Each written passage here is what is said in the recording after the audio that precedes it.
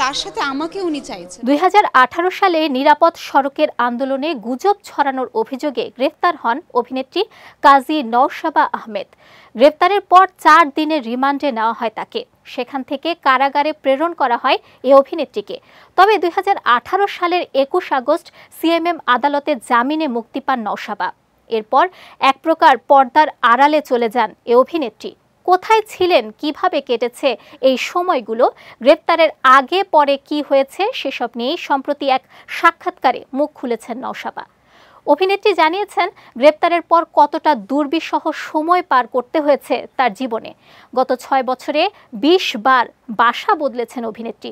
কোথাও বেশি দিন নিরাপদে থাকতে পারতেন না তিনি।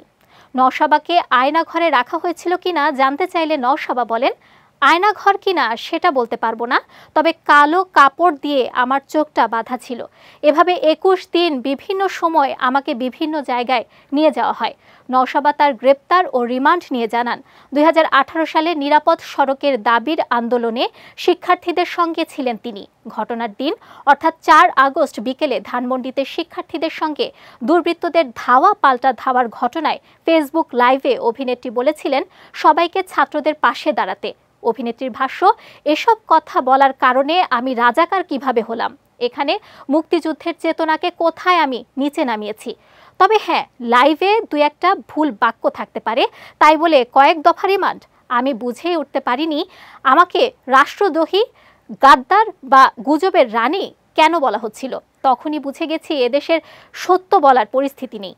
নতুন সরকারের কাছে নওশাবার প্রত্যাশা, দেশটা এখন অনেক চড়াই উতরাইয়ের মধ্য দিয়ে যাচ্ছে। বিচার বিভাগ, প্রশাসন, নির্বাচন কমিশন সহ সংস্কারের ব্যবস্থা করতে হবে।